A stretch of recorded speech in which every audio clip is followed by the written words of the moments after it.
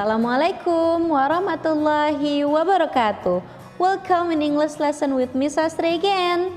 Today we are going to talk about the figurative language as one part of the features in the persuasive text. But before that, I'm going to explain to you that in this video you are going to get first review of the features of persuasive advertisement, yeah. So you will remember the features of persuasive advertisement, and then after that we are going to start to compare between literal and figurative meaning of language is used in the persuasive advertisement, and then you will get explanation of figurative language. And the last, let's discuss about the type of figurative language. I hope you will be able to identify which part of figurative language when you see the sentence, when you see the clue of that figurative language. Are you ready? Let's get closer to the figurative language. Now, we will review first the features of persuasive advertisement. Do you still remember?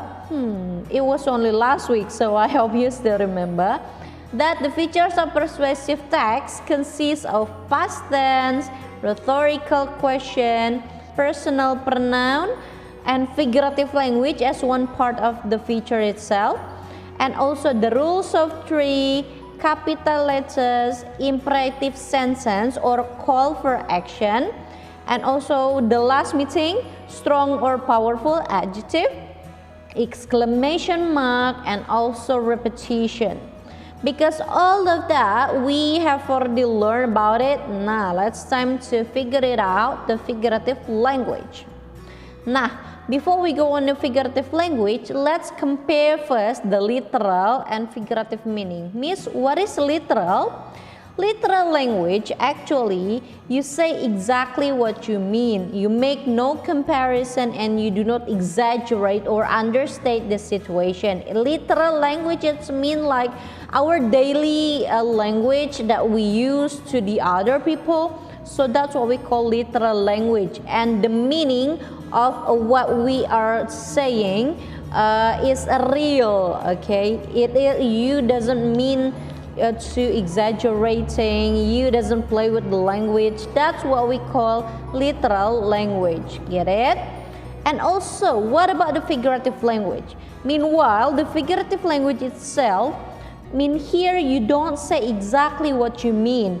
You do compare, you exaggerate, and understate the situation. You use simile, metaphor, hyperbole, and other figures of speech to make your writing more exciting, everybody. So just like in the advertisement, I told you in the Zoom that almost all of the advertisement that exaggerating, right? That's to make other people are aware of the stuff that we make the advertisement. That is why we use figurative language. Okay, so to check your understanding, whether you understand the literal or figurative one, let's check it out. Okay, number one, Mike always turn in his homework. Is it literal meaning or figurative meaning? Try to guess. Literal meaning, it's mean Mike, yes, that literally always turn in his homework. Wow, diligent Mike. Number two, when she sings, her voice is like a velvet. Is it literal or figurative one? Figurative, everybody, because it is like comparing her voice and also with the velvet. Yeah, that's figurative. Number three, half of the class did not complete the assignment. Yes, it is literally like that, using literal meaning. Number four, I'm so hungry, I could eat a horse. Do you think in the real life you could eat a horse? Yes, horse meat somehow being eaten, but I could eat a horse literally? Of course not, right? That is why that's what we call figurative. Number 5, the last one. Daryl was so angry that steam was coming out of his ears. Do you think that's logic? Daryl was so angry until the steam was coming off his ears, like that?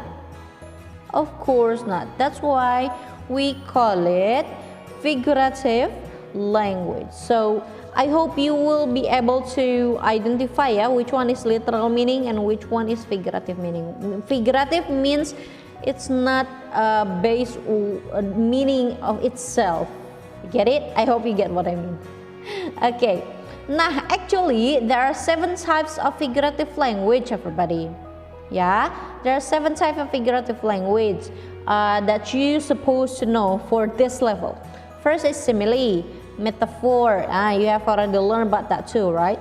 Hyperbole, alliteration, idiom. Now you also have already learned about the idiom.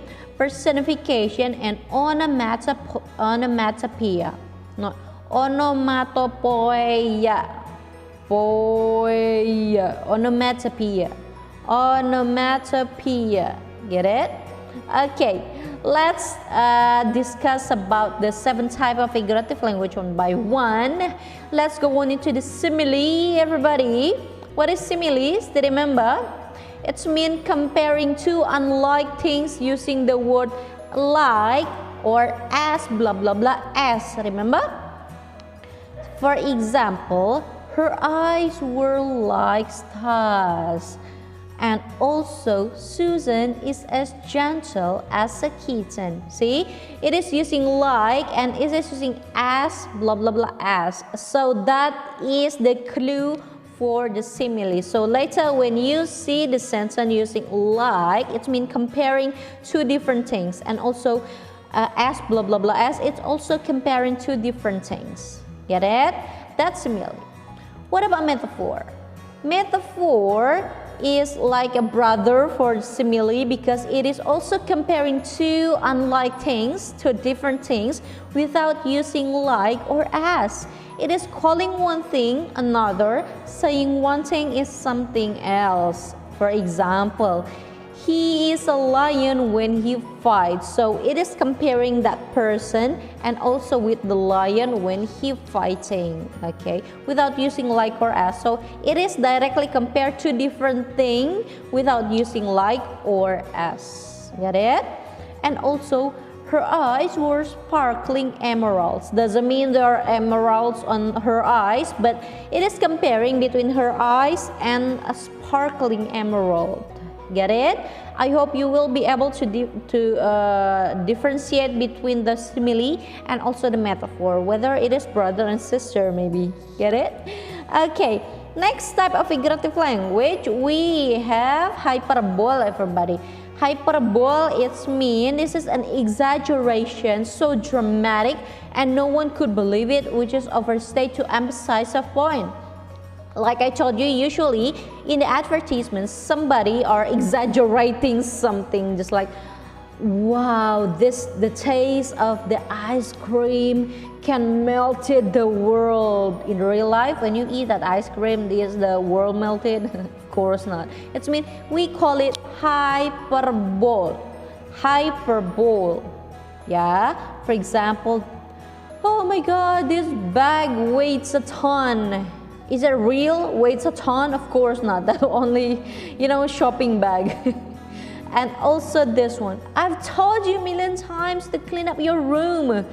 Is mom literally saying, told you, million times? Okay, that's nonsense. That's what we call hyperbole. It means when you're exaggerating something, that's what we call hyperbole. Get it? Next type of figurative language is idiom. Actually, idiom is an expression or group of words whose the meaning is completely different from the literal or actual meaning. And idiom, if for example, piece of cake, doesn't mean there are piece of cake in front of us, but piece of cake mean very easy, everybody. Piece of cake is very easy. So you can say to your friend, how was the math test previously? Wow, it's kind of piece of cake. So your language will be a little bit higher level than usual language when you use the idiom. You're just like the native speaker when they are saying something. Get it?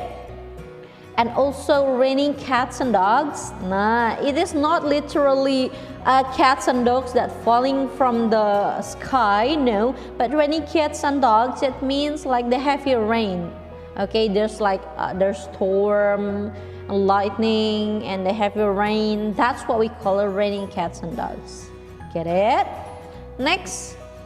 We have alliteration, which is an advertisement. We are mostly use this to catch the reader attention. It means the repeating of some letter of sound, especially consonant sound, including tongue twister, everybody. Do you still remember tongue twister?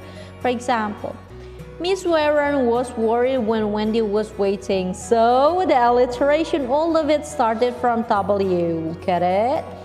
And also, Peter Piper picked a pack of pickled peppers. That started from P. That's what we call alliteration. Why do we need to use some alliteration in our advertisement again?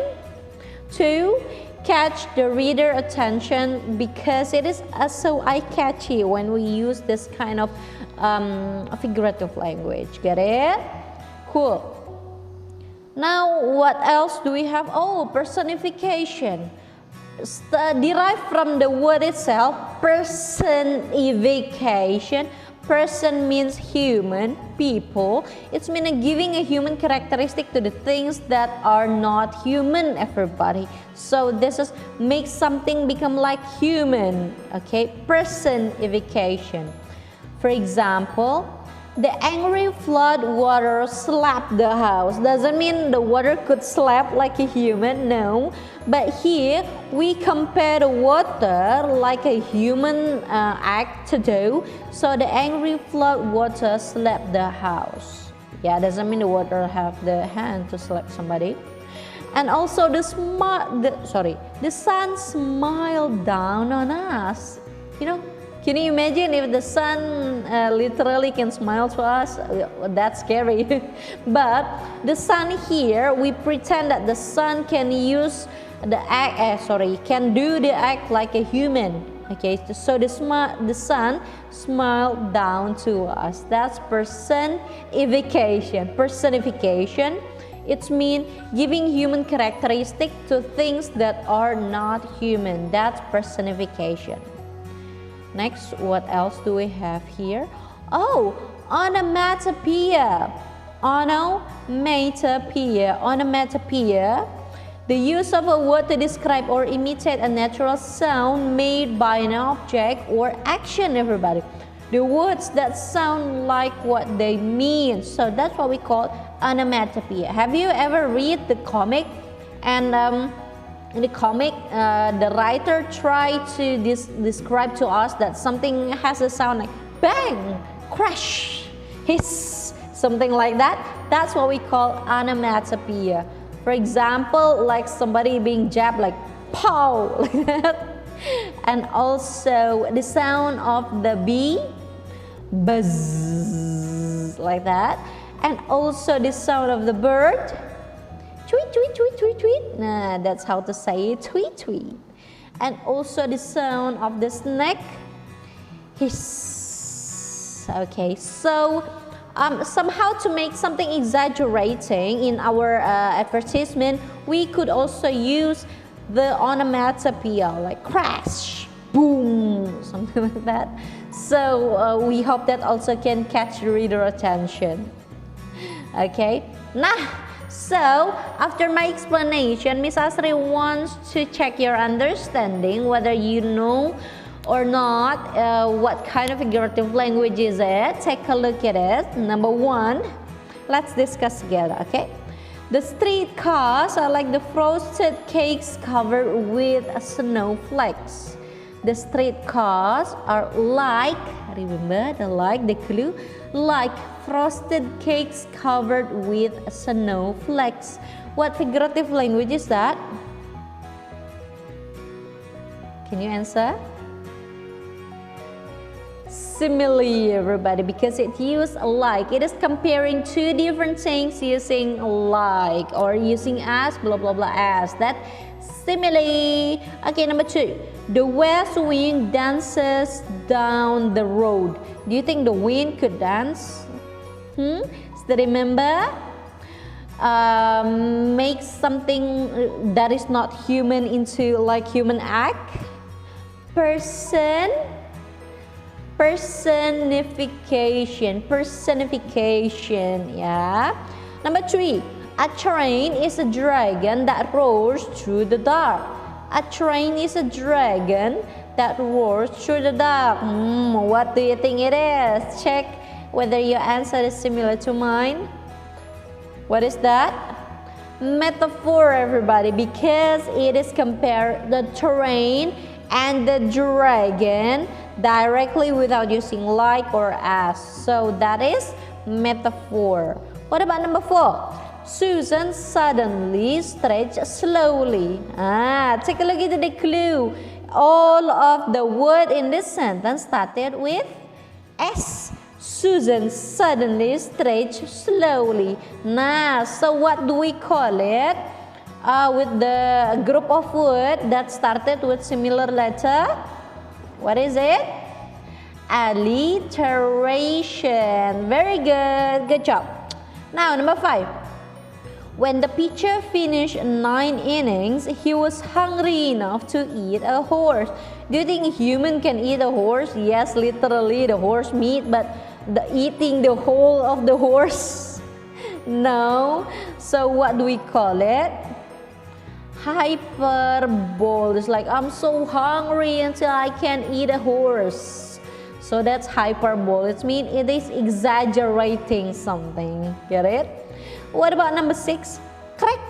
When the bat as the pitcher hit a home run. So remember, when we are going to describe the sound, what is that? Start from O. Yes? Oh no. Matopia. Yes, that's correct. Onomatopoeia. The last one gonna be idiom. Okay, he stood beside his friend through thick and thin. That's what we call idiom. Thick and thin. It's mean like through when you're difficult, when you're happy moment. That's what we call thick and thin. Get it? Nah, I hope all of you are already able to differentiate the types of figurative language by the clue in its sentences. Get it?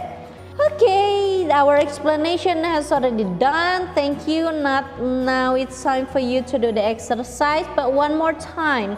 Today we have already learned about comparing two different things, which is a literal meaning or literal language and also figurative language.